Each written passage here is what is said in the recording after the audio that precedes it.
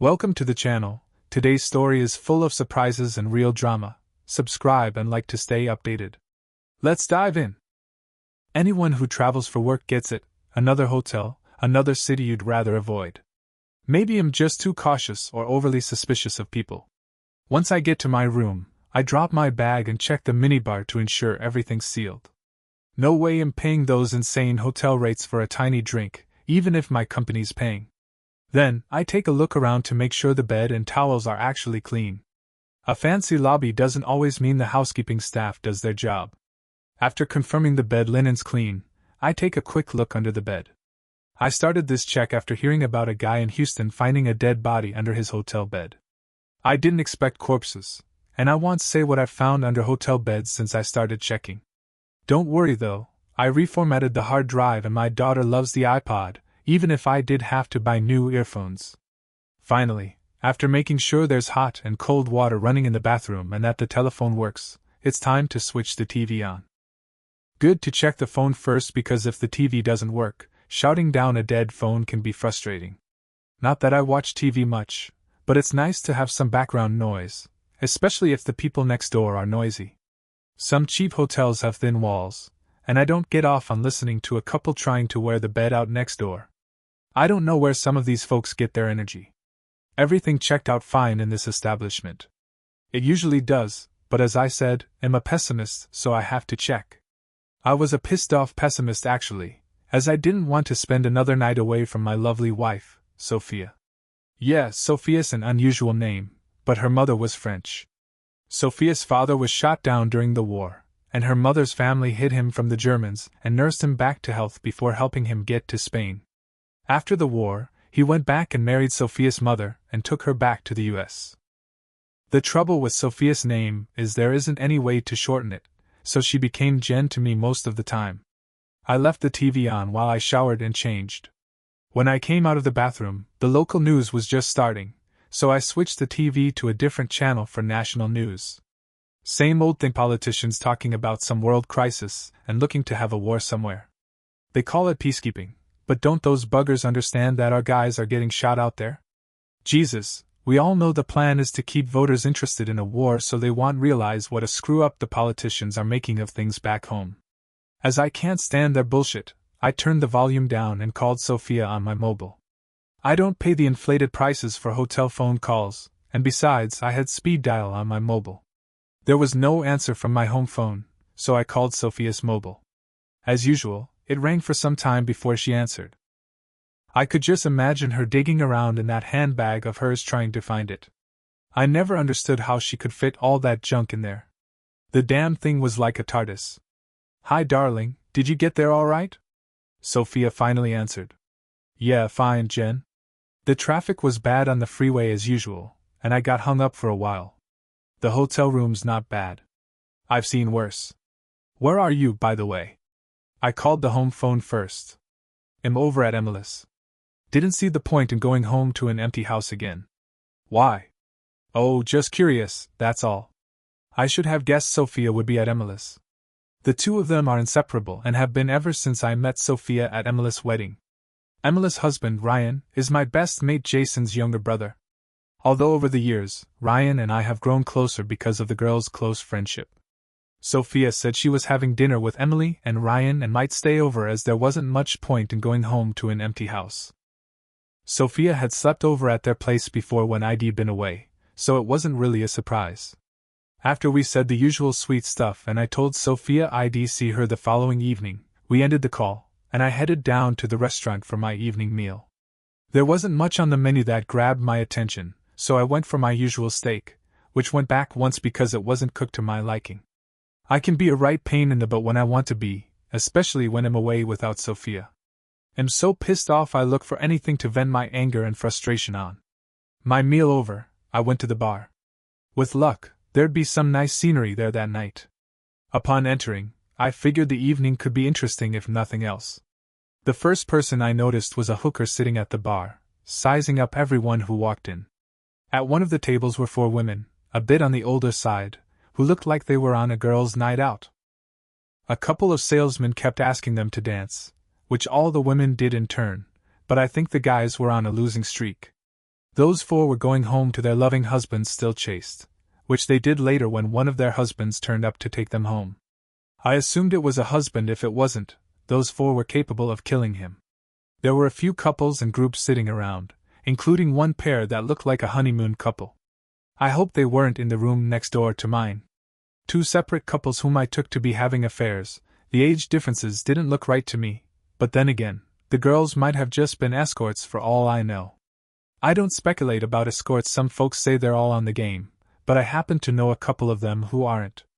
They're just nice kids trying to get through university without a huge debt. Live and let live, I say. There were just a couple of ladies on their own besides the hooker, and quite a few single men and small groups of salesmen and workers away from home for the night. By watching them, I could tell some were on the prowl while others were just having a quiet drink before spending a lonely night in a strange bed. I hadn't seen her in the restaurant, but I, and just about everyone else, saw her when she walked into that bar. God, she glided into the place like she wasn't touching the floor. She stopped and looked around nervously, as though she wasn't sure what to do next, then headed for the bar and took a stool not far from the hooker, who was now in conversation with a rather rotund guy. I assumed they were discussing business. No sooner had the woman got to the bar than the first wolf arrived at her side. A bit premature, I think, but this woman was one of those that make happily married men wish they weren't happily married. She, I think, politely refused the wolf's offer of a drink. I would have loved to have overheard what she said to him. Whatever it was, the wolf quickly retreated. How to describe this woman who grabbed every guy's attention when she walked through that door? She wasn't a young dolly bird. I'd say she was about Sophia's age, 36. She had medium-length auburn hair and was wearing that killer of all get-ups, the LBD little black dress, for those of you not familiar with the term. That dress showed off her figure to perfection and ended just below the knee. As she perched on the bar stool, the LBD had risen just enough to cause every guy in the place to take a deep breath. The heeled shoes she was wearing were just high enough to add some shape to her calves. Damn it, the woman had presence. If she had been younger, I would have taken her for another escort like I thought the two other really good-looking girls in the bar were, but there was something about this woman that said she wasn't. She had an air about her that told you she wasn't used to entering a bar on her own. Any guy who got his hooks into her would be daft to let her out on her own anywhere the wolves might be about. Having purchased her drink from the now beaming bartender where had that sullen face that served me gone, the woman looked around for a vacant table. To my displeasure, she chose the one next to mine. Why was I unhappy about that? I enjoy looking at good-looking women, don't we all? Sorry, all men. There could be some ladies reading this. Anyway, with her sitting so close to me, I couldn't take in her beauty without making it obvious. She hadn't been sitting there very long before another guy approached her and asked if she'd like to dance. She politely refused, and he retreated, only to be replaced by a third guy who wasn't going to give up so easily. When she refused his request to dance, he offered to buy her a drink. Actually, I think this guy had indulged a little too much in the sauce that evening. He sat himself down at her table and continued his ludicrous attempts at seduction. This was my cue to play the knight-errant. Well, not immediately. I had to let him raise the woman's anxiety level a little first. I'll point out that I had no intention of doing anything I shouldn't that evening, being a married man and all, but enjoying this latter's company for a few drinks would take the edge off an otherwise boring and lonely evening. My timing had to be just right, though there were other gentlemen besides me in that bar, and I needed to get in fast to achieve my goal. When I noted the movement of another guy on the other side of the room, I turned in my seat and dived in. Look, buddy, the young lady obviously isn't enjoying your company or your unwanted attentions. Now, please go away before you upset her any more than you have already. It took the guy a couple of moments to refocus his eyes on me. The drink does that to some folks. I could see that even in his inebriated condition, he at least still had the sense to think about what a confrontation could lead to. What's it got to do with you? He finally asked. The lady is a friend of mine, and I don't like to see my friends getting upset. I, on the other hand, am pretty upset already, so if you aren't going to go away on your own, I'll be glad to assist you. I began to rise from my seat, but at that moment, another guy, obviously a colleague of the drunk, appeared and persuaded him that they really needed to be somewhere else.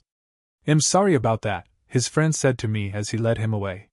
He doesn't handle his drink too well. Don't apologize to me. It was the lady he was upsetting, I replied as they left, heading towards the bar's entrance. Now standing, I turned back to the lady. Sorry about that. No manners, some people. Thank you? I never know what to say around drunk people. They don't take the hint very easily. My pleasure, ma'am. Now, if you don't think I'm being too forward, may I offer to buy you a drink? But before you answer, I held up my ring finger to display my wedding band. I'm a very happily married man, and I intend to stay that way. She smiled back at me. Well, now, you do lay your cards on the table. I'd hate anyone to get the wrong idea. A little light conversation is all I ever look for when I'm away from home. She must be some woman. Oh, she is. Half French, half Scottish. The French half gives her looks and passion. The Scottish half is where her brains come from. She can make $1 stretch from here to kingdom come. I'll have a gin and tonic if I may, the lady said, moving along the sofa she was sitting on and making it obvious where she wished me to sit when I returned with the drinks. Michael Taylor, at your service, I said as I sat beside her, holding my hand out to her as I did so. A little over the top, but who gives a damn? I'm pleased to meet you, Ian. I'm Olivia E. Morris. My friends call me Olivia. What brings you to this godforsaken town tonight, Olivia? God, it is a depressing place, isn't it? I live out in the country, well, in a little village anyway, and if you must know, the bank manager. I suddenly wondered what I'd walked into. Why would she be in town to see the bank manager? Olivia must have been able to read the confusion on my face, so she went on. We, or rather I now since I was recently widowed, run a small garage. No, damn it, it's just a filling station. Since my husband died, he ran the workshop, and I ran the filling station part. Anyway, it costs a lot of money to fill our tanks up, and I have the most god-awful big overdraft. Our bank's here in town, and I have to come up to see the bank manager every 6 months or so he can look at the books. Really, I think it's so he can charge me another $125 for the interview where he tries to make me feel like a child. I've met the sort, full of their own importance. Do you run a large overdraft? No, I'm a security consultant. They like to play the I'm a clever bugger game, but I like to point out the holes in their security. Cuts them down to size a bit. But if you're here, who's running your garage? My children. Charlotte is 16, and she looks after most things whilst I'm away. Alexander will be on the console tonight. He's 14 and insists on doing his share once he comes home from school. He wants to train as a mechanic and reopen the workshop when he finishes his education. Looks like you've got a couple of good kids there. Have you got any children? Yes, and talk about coincidences. I have a son of 19 who's away at engineering college. His name's Daniel, but he's known as Jock at home. You know how the French pronounce it. It's spelled the English way, but my wife's strong on her French heritage. And we have a daughter of 14 who's at boarding school. Oh, I wouldn't like my children to go away to school. It's not Sophia's or my choice either. Emma is a bit of a virtuoso on the cello. I'm not into all this classical stuff, but we had to let her go where she could develop her skills to their best advantage. She claims she misses her brother and us, but from reading the few letters we get, I think she's having a whale of a time there, although she calls her mother all the time. Does your wife miss having the children at home? I'm not sure. I suppose she does, but since we've had the house to ourselves, she kind of gets a little wild around the house sometimes. It's a bit like it was when we were first married. I don't think I should go into details. No, I don't think you should either. Anyway, Sophia's into just about every charity there is around. She and her best friend Emily are always on one committee or the other when they are not working. I get dragged off to one fundraising event after another. For the next couple of hours, Olivia and I talked about our lives, and I'll be honest, what I thought was going to be a drag of an evening turned out to be good fun. Funny how we just clicked together, and I could also understand how some guys could easily stray from the righteous path.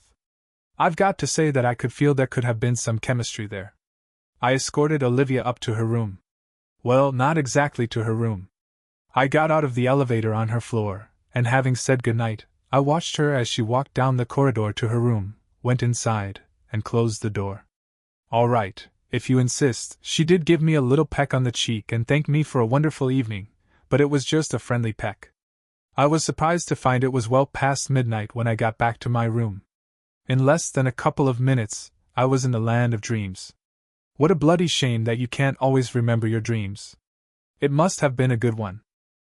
I awoke with excitement in the morning, not unusual when I'm at home with Sophia, but bloody unusual for me when I'm on the road. I hadn't been sitting in the dining room for long, eating my breakfast, when I was pleasantly surprised by Olivia joining me at my table.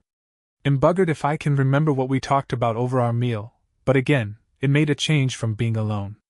It was almost 9 when we said our goodbyes, and Olivia dashed off to her room to get ready for her meeting. I had no rush because I couldn't get into the place I was checking out until 9:45 at the earliest. It was only going to be a cursory inspection anyway. I was in one of the other guys' territories, and had given the place a once-over a few weeks back. The idea was that no one there knew me from Adam, and I was going to see if they closed the holes that my colleague had spotted. Back in my room alone, I switched on the TV for some company whilst I read through my colleague's report again. Head advised that brown overalls should make me invisible, as that was the color the company issued to its workers. He also suggested what gate I could possibly slip in through. It was as I was struggling into the boiler suit that I heard the news at the end of the breakfast show, and it grabbed my attention. It was the name of my local town that caught me. I lived in a not-too-large town, and to hear it mentioned on the national news was a surprise to me. Apparently, there had been a serious fire at the big hotel in town during the night. It was a huge Austin structure, far bigger than the town warranted nowadays. But as our town was at one time at the junction between 2 different railway companies, folks used to stop overnight quite often back in the old days. The screen suddenly changed from a picture of the reporter standing in front of the smoldering building to film of the night's events. What the hell a TV film crew was doing in our small town, I couldn't understand, but their presence there was to change my life. The reporter was talking about how many fire crews had been in attendance, and the picture changed to film of the night's events, first pictures of the windows and roof with flames roaring through them, and then to one of those giant cherry pickers the fire brigade used to rescue people nowadays. As the camera zoomed in on the casualties being lowered to the ground, my heart seemed to stop. There was my Sophia, climbing out of the gondola, dressed in what looked like little more than a hotel bathrobe, assisted by Jason, who was dressed the same way. Their faces were obscured by the plastic oxygen masks they were both wearing, but Sophia was hanging on to that damn little TARDIS of hers, and I'd know Jason anywhere. We'd been friends since our first day at elementary school. Looked to me like we weren't friends any longer. I'm not quite sure how I didn't throw the TV set out of the window, but somehow I managed to control myself. I picked up my phone and called Emily's house. I figured that's where Sophia would be if she wasn't in the hospital or at work, but I doubted she'd be there after the night she'd obviously had. As I guessed, Emily hadn't left for work either. I heard her say shush to silence the other voices in the room as she picked up the handset. Funny, I could also hear the same news broadcast playing on her television in the background. Handy, because they must have seen the same piece of film I did. "Hello," Emily said, I think a little hesitantly. "Hello, Emily. Not going to work this morning?" Emily put her hand over the mouthpiece. I heard the noises that doing that makes, then she came back on, now sounding very frightened. "No, I'm not feeling very well today. What can I do for you, Ian?" "Well, you can tell that bitch to get all of her crap out of my house before I get back this evening, to start with. Tell her he'll be filing for a divorce today, and you'd better tell that brother-in-law of yours that he'd better start running the other way if he sees me in the future. But no bloody buts, Emily. I've just been watching the same news program you have, so don't try giving me any bullshit. And I think you and Ryan better stay away from me as well. You must have known all about what those two have been getting up to behind my back. Honestly, Ian, it's not what you think it is." "Bollocks, Emily. 2 people, naked except for bathrobes, at 4 in the morning? What kind of idiot do you take me for? Now, make sure she's out of my house before I get home tonight. I think you should speak to Sophia, Ian." "Bollocks," I said and hit the disconnect button as quickly as I could. I went through my phone's address book and placed a second call. "Sullivan and Fields, good morning," an efficient voice answered. "Hi, beautiful. It's Michael Taylor. Is Derek in yet?" Yes, he's just come in. You want to speak to him?" "You know he hasn't had his morning coffee yet. Tell the bugger I'm going to put some money in his pocket. That'll make him take the call." I heard the phone switch to hold and then the click as Derek came on the line. "What time of day do you call this? I've only just walked in the door." Time for you to earn some money, Derek. Tell me, what do you know about Sophia and Jason? I don't like the sound of that question, Ian. Why should I know something? So you aren't aware that Jason's been screwing Sophia then? Jesus, Ian. Of course I didn't know. You're a friend of mine. Christ, we went to school together. So did Jason, but that hasn't stopped him from shagging my wife. Are you sure about this, Ian? As sure as I can be. There was film of the pair of them being rescued from the old hotel last night, slapped all over the TV this morning. All they had on were bathrobes. Are you sure? Of course I'm sure. Sophia climbing out of the bleeding rescue cage wasn't far short of a bloody adult film. Oh shit. We better try and get our hands on a copy of that. I wonder if they will repeat it later so we can record it. Leave that to me, Derek. You just get the divorce in gear. Aren't you being a bit hasty, Ian? Have you talked to Sophia yet? Look, Derek, there's nothing to talk about. I spent last night sitting in a hotel bar talking to every man's dream of a woman.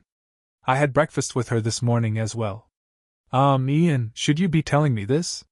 Listen, mate. I haven't finished yet. Look, this woman was what all those dirty dreams you have are made out of. She's a widow, well, she claimed to be. Thinking about it, I'd better cover my back there just in case Sophia and Jason are playing dirty. Sorry. Don't worry about it, Derek. The point is, I slept on my own last night. I didn't do anything I should be ashamed of, but while I was, Sophia and Jason were making whoopee in the old hotel. So, get that bleeding paperwork started. As you wish, Ian. I'll get Carol on it right away. The call to Derek was over. My next couple of calls were to the bank and credit card companies. Screw the bitch. I cancelled everything. I'd run on my company credit card until I had time to sort things out. Sophia could get her hands on the money in the current account, but there wasn't much in there to worry about. My next call was to the TV company. It took me a little time to get through to the person I wanted as she was still in the control room. Shirley, it's Michael Taylor. Shirley is another old school friend. Handy in a way that she was one of the Mayhay beans when I first hooked up with Sophia. I know Shirley had a crush on me back then, and I was hoping she still held a grudge against Sophia for winning the race. Oh, so you saw it? Yep, sure did. And I already done, Ian. I've got a DVD in my handbag now. 2 copies, actually. One for you and one for your solicitor. You anticipated my request. Damn it, Ian. If you hadn't seen it on the news, I intended to send the thing to you. But please be careful who you show it to. There are 2 files on the discs, one called Broadcast you can show to anyone as you could have grabbed it from any TV set, and the other one is the rest of the film that the crew took during the night. If you show that around too much, it could get awkward for me.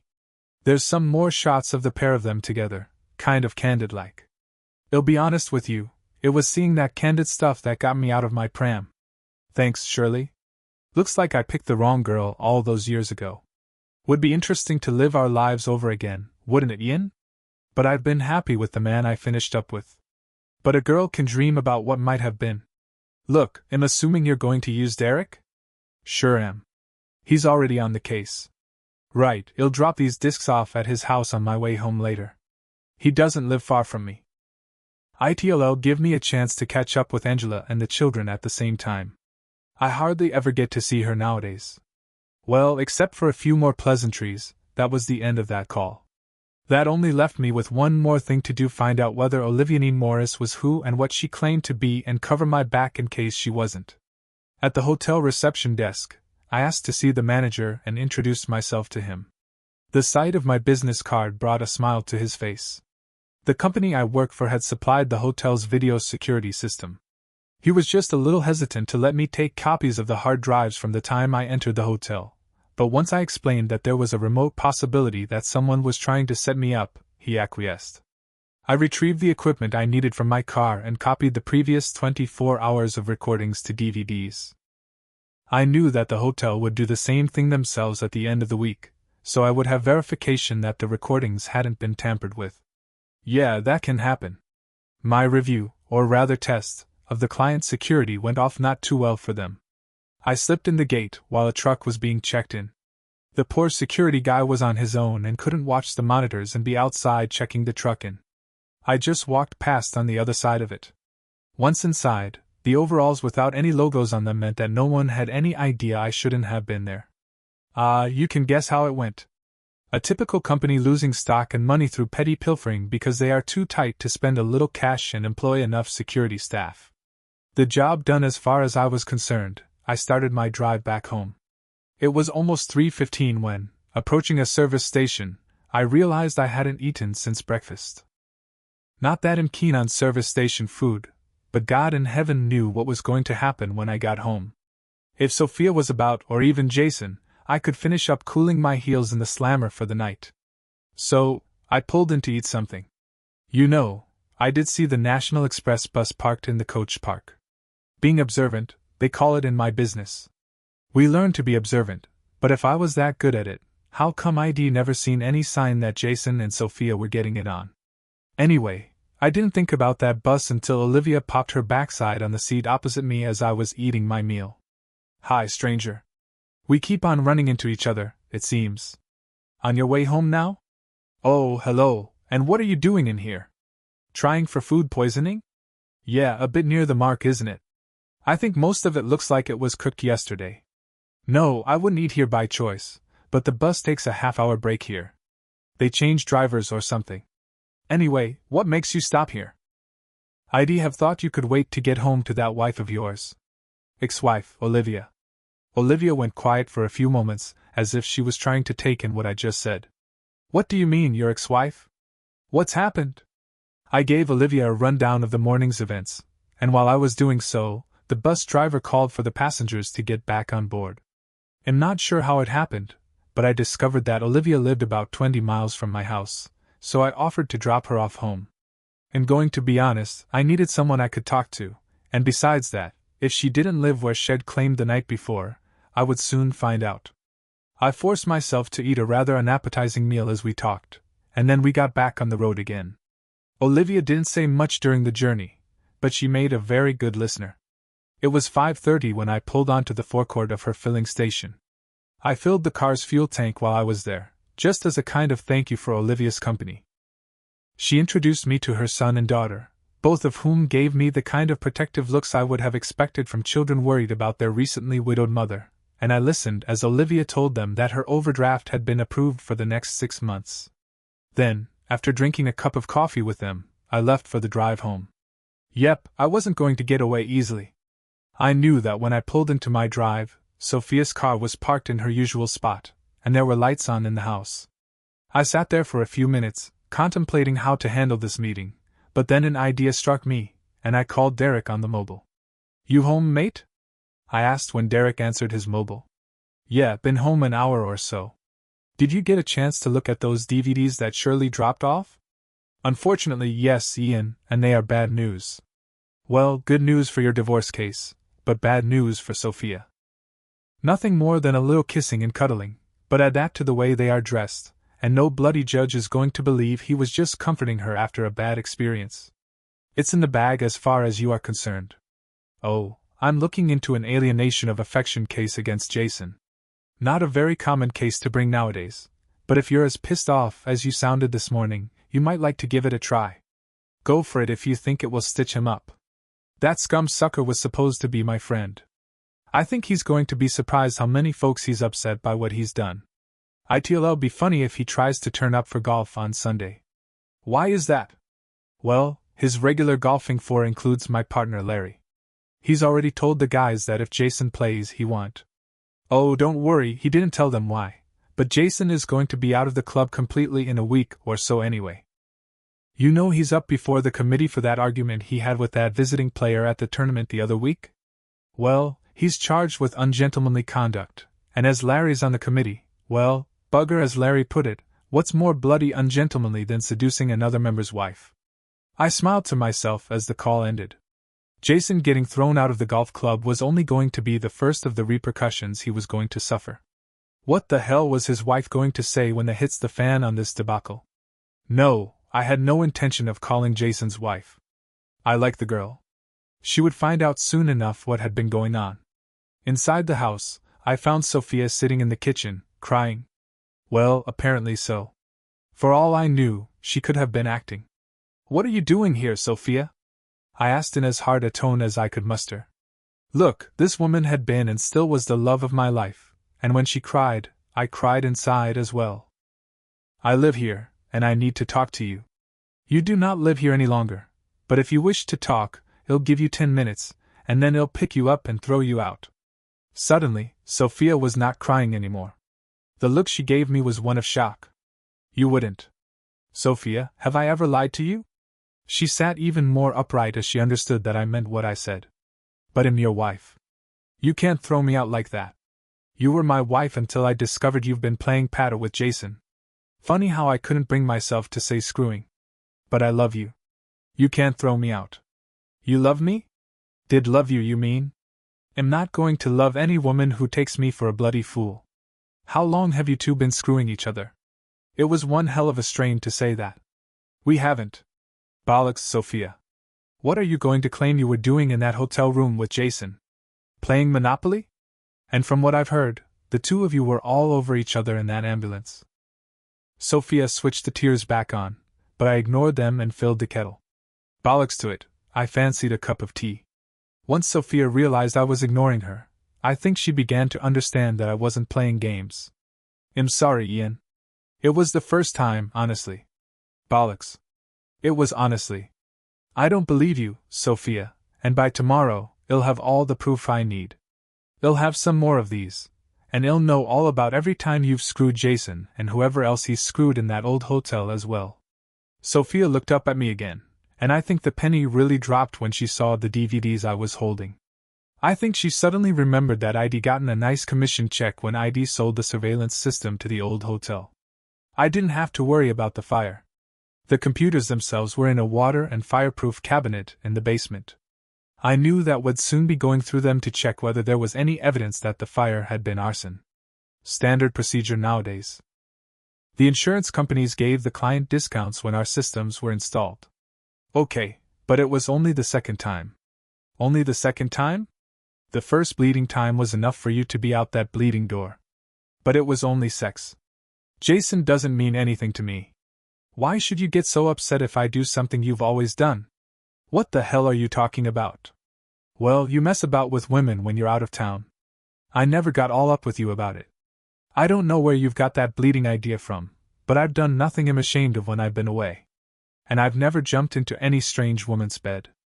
Christ, besides dishonoring you, God knows what a guy could pick up. There's AIDS and all kinds of things out there, you know.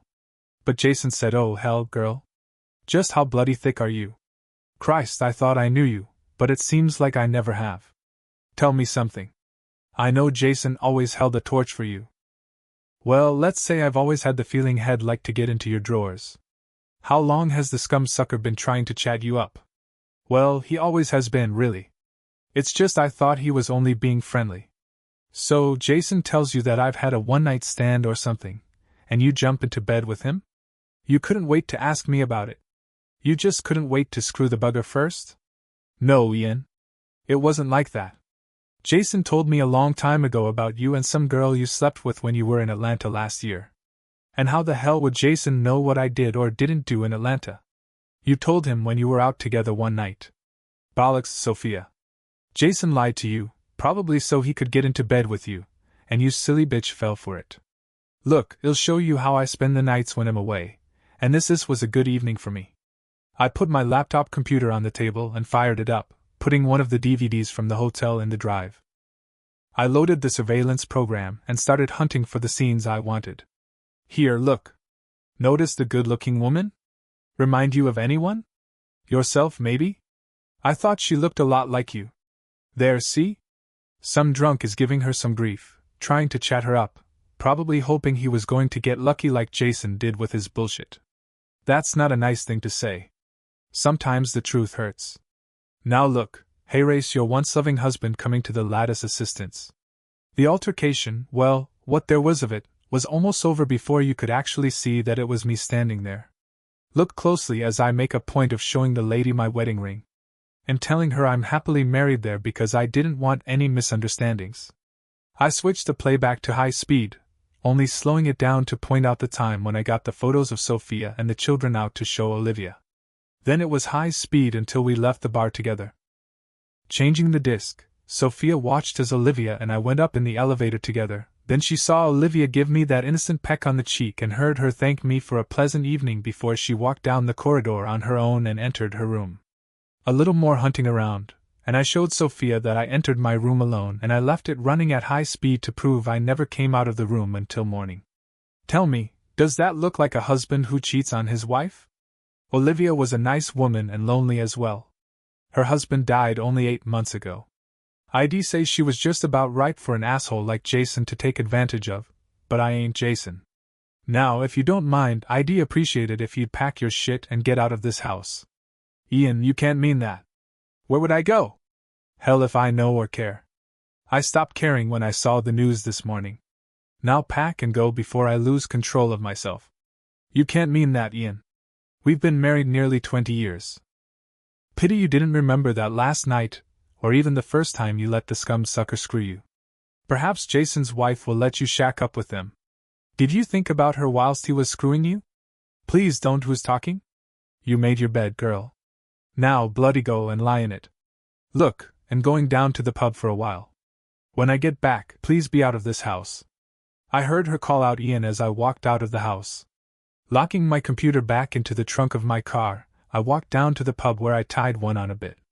It was nearly 10:20 when I returned home. Sophia's car was gone, and the house looked dark and empty as I went in the door. I found myself greeted by the insistent ringing of the telephone. Mr. Parker? A voice asked when I lifted the receiver. Yes. Mark Thornton, head teacher at the music academy here. I'm afraid we have a problem. Emma has absconded. What? She wasn't in her room at the 10:30 room check. All students are supposed to be in their dorm blocks by 9:45 at the latest. Emma was not there. Oh, I should imagine she's out with some friends somewhere and just lost track of the time. Kids nowadays have no idea. No, Mr. Parker. She was seen getting into a car with a young man at about 7:30. We have found recordings of her on the video on that system your company supplied. It's a very good system, you know. It saved us panicking more than once. Her friends said she'd been in a strange mood all day, so they haven't seen much of her. But when we saw her getting in that car, well, we had to call the police and you. This could be very serious. What kind of car? A small one with a Boracer type of paint job. I'm afraid I'm not up to much on car models. Flames on the wheel arches and a dragon painted across the hood? Yes, I think so. Do you know the vehicle? Tell me, Mr. Thornton, do your students watch breakfast television? Well, they can. There are televisions in the dorm lounges. I suppose there's plenty of time for them to watch between breakfast and the first lesson. I think you'd better call off the hounds, Professor. We've had a domestic problem here at home, and I think we are soon going to find out that Emma and her brother are on their way home to try and help sort it out. I'd appreciate it if you'd place Emma on compassionate leave for a few days. You're sure it was her brother in the car? As sure as I can be. There can't be many cars like that around. What time did you say they left? It says 5 to 7:30 on the screen. They should be here very shortly then. If my son drives as he normally does, he's quite conscientious behind the wheel. They'll let you know when they get here. If you're sure, Mr. Parker, they'll call the police off and leave it in your hands. It was about 20 minutes later when that noisy exhaust pulled into the drive. The children found the front door open for them, on the latch. Daddy, where's Mommy? My daughter asked as she came into the kitchen where I was sitting, waiting for them. I haven't the faintest idea, and I don't give a damn, I replied. You saw the news this morning then? My son, Daniel, asked. I assume you two did as well. I didn't. Emma did, and she called me to ask me what we should do. I thought we'd better have a long talk with Mother. A bit late for long talks with her, I'm afraid. She's gone. I've thrown her out. But you can't throw her out just like that. This is her home, Emma exclaimed. Oh, but I can, and she knows it. We don't own this house. It's held in a family trust. I can live in it until I die. If your mother was married to me, which she won't be for very much longer, she could live out her life in it. Then either of you who wish to live in it could have it. If you don't want to live here, it will go to my sister or one of her children. You see, whatever happens after the divorce, your mother has no claim on this house. She can go and shack up with her boyfriend. But Uncle Jason's married. Please don't call him Uncle Jason in my presence, Daniel.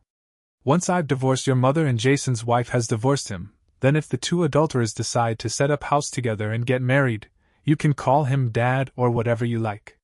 But in my presence, don't call him anything. I'm sorry, Dad, but all I'll ever call him is a scum sucker for what he and Mother have done to our family. It looked to me like Emma had cried herself out on the long journey home, but I had a job for her to perform. Now, young lady, you had better get on that telephone and call Professor Thornton and let him know you've arrived home safely. You've nearly given the poor man a heart attack. I could see that Emma wasn't too pleased at my request. So could her brother, and it was he who stepped up to the plate. You'll call him if you like, Emma. I should have known better than to take you away without his permission, Daniel said as he left the room to call from the lounge telephone. If you 1471 it, you should be able to use ring back, I called out to him as he went. But where is Mother, Dad? Emma asked again. I told you, I don't know, and I don't care. Call her on her mobile if you want to know so badly, but don't be surprised if a man answers. Emma got out her mobile, and I noticed her turn it on. The academy kept calling me, so I turned it off, she explained sheepishly. Mother, how could you do this to us? Emma suddenly demanded into the phone. Then there were a few moments of silence before she continued. I've never been so disgusted in my life. Is that supposed to be an excuse? Because it doesn't wash with me. No, I'm home with Daddy, and so is Daniel. No, he didn't call us. I saw you on the television this morning. I nearly died.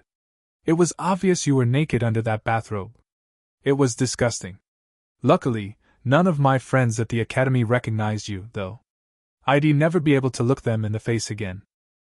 No, I don't want to see you or speak to you for the time being anyway. I just wanted to know where you were and that you were safe. I think Daniel and I will stay with Dad for a few days to make sure he's all right. You should have thought about that yesterday, Mother. It's all a bit late now, isn't it? And Mother, just in case you're wondering, Daniel and I had plenty of opportunity to talk on the way back home. We both think we'll be staying with Father if hell have us. It's a bit late for crying, Mother, isn't that what you always told us when we were younger? I'd better go now. I'm not sure how much credit I have on this phone, and honestly, I could say something you'll regret later. You'll have to call Daniel and ask him, won't you? Goodbye, Mother. Emma disconnected the call. A little harsh on her, weren't you? I asked. No, Father, nowhere near as harsh as I would have been a few hours ago. I don't know what we would have done if you hadn't found out already. Daniel and I have been in a complete dilemma about whether we would be able to live with not telling you. I think the only way we could get away with that was never to come home again. Well, we came home, so you know what we intended to do and how angry we are with Mother. She is your mother, Emma, no matter what she's done. Oh, we still love her, but we don't have to like her or what she's done to you, to our family. Daniel suddenly called for Emma to join him in the lounge. I think the professor wanted a word with her. She left me alone with my thoughts. Over the next few days, things got a little hectic. There were phone calls from Sophia's sister and a couple of friends. Unfortunately, I think just about everyone had seen that bloody newscast, and there wasn't much they could say. Sophia found herself a solicitor who was pretty quick to try and argue over the house. Once Derek informed him about the conditions of the trust, he went quiet on that one. Sophia got half, so she thought, of our net worth. The trust's existence should set you wise to the fact that my family has always been a little cute when it comes to money. There are quite a few foreign investments that the profits from are paid into offshore numbered bank accounts. To be honest, I'm not sure I know how much money there really is stashed away here and there. Still, what the taxman doesn't know about, he can't waste on making war, can he? Before the divorce was final, Jason had a nasty accident. Very strange, that one was. Daniel insisted that I accompany him that day. I never could understand why he wanted to sit in the magistrate's court all morning. Several times he made comments that the magistrate almost threw him out over. It struck me later that those magistrates, and the policemen on duty that day weren't going to forget us in a hurry. I don't suppose it was just a coincidence that someone chose that morning to kick the shit out of Jason and throw him down the stairs in the town's multi-story car park. To be honest, he might have fallen down the stairs as he was trying to get away. The other strange thing was that Jason's wife sat in that magistrate's court the same morning as well. You know, I always did think that some of Daniel's friends were a little questionable when he was younger. Sophia lived with Emily and Ryan for a while, and then apparently something happened. I don't know what it was, but I do know they don't speak to each other anymore. Ryan and Jason were very similar characters, so I have to wonder. No, that's speculation and not being completely fair on Sophia. She lived in a little apartment after that. I never went there, but the children said it was a real dump. Sophia did try to contact me on several occasions. I know she was hoping for a reconciliation. I suppose there might have been a faint chance, but for the fact she chose the wrong night to go out with some friends from work. She told the children later that it was the first time she'd had the courage to show her face in town. Unfortunately, she drank a little too much. Sophia never could handle her drink very well, and she bumped into me and the young lady I was on the dance floor with. Sophia, for some reason, was apoplectic that I was dancing with another woman. She accused us of sleeping together, embarrassing for me, the young lady, and her husband, who was sitting that dance out at our table.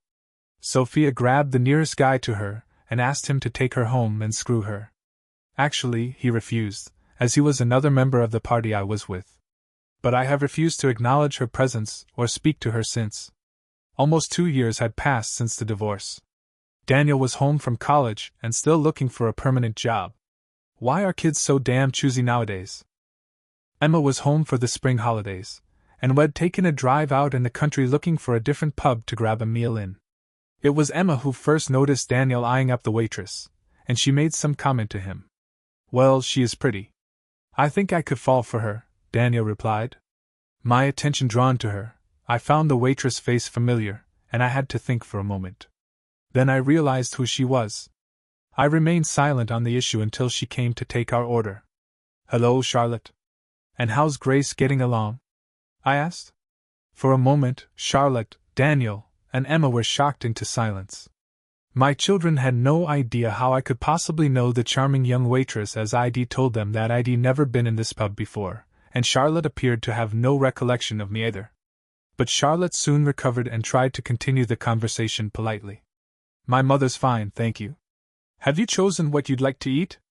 I think my son Daniel would like to eat you, actually. May I introduce you?" "Daddy, don't be so rude," Emma exclaimed. Poor Charlotte had no idea what to say. "Daniel, this is Charlotte Morris. Charlotte, I'd like to present Mr. Daniel Parker to you. He's quite well educated and house-trained as well." Charlotte, and oh damn it, all the children had turned bright red for some reason or another. I sat there with a grin on my face. "Mr. Parker," Charlotte finally said. "Of course I remember you now. I'm sorry I didn't recognize you. But you remember the name, though. Mother has talked about you a lot. I'm flattered. But tell me, why are you working here, Charlotte? I thought you worked in the garage with your mother. There isn't much profit in selling gas nowadays. We managed to keep the filling station open, but without the garage, we are struggling. This doesn't pay much, but it helps. Let's see, your brother was planning to reopen the workshop, wasn't he? Well, if we can hang on until he finishes his training, yes, that's what he wants to do." I turned and looked at Daniel. "Well, how'd you fancy working in a country garage, Daniel?" "Oh, the bonus could be that you'd get to see Charlotte here every day. And I think the place would come with an enthusiastic apprentice. What do you think, Charlotte? Daniel's qualified, and he hasn't found a garage he likes working in yet." "I'm not sure. You'd have to speak to Mother. We will do that right after our meal." We ordered, and during the meal, I told my children about my evening with Grace. Oh, and I offered to let them see the DVDs of that evening as well.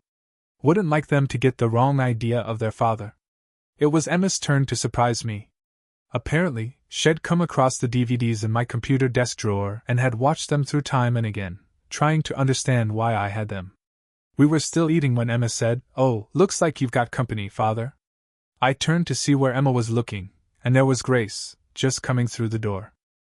I must say, she looked good squeezed into those jeans. I was on my feet before she saw me. With a big smile, she walked over to me and gave me an even bigger hug. "I didn't think you were ever coming back," Grace said. Damn it, the woman was crying. Oh, so was I. "I didn't want you to think I was on the rebound," I said to her. Damn it, man. I wouldn't have cared. "Dad, this is embarrassing. Everybody is looking at you." Will you two lovebirds sit down, please? Emma, whom I'd had to watch as she hung all over some disgusting little toe rag so many times over the previous couple of years, had the audacity to say to me, "Okay, where do we go from here? Is there any point in giving you the long story? Grace and I were married 4 months later and live in the bungalow beside the garage. Daniel is living in a mobile home at the moment. We're waiting for planning permission to be granted for a second bungalow for him. The garage is doing fine now.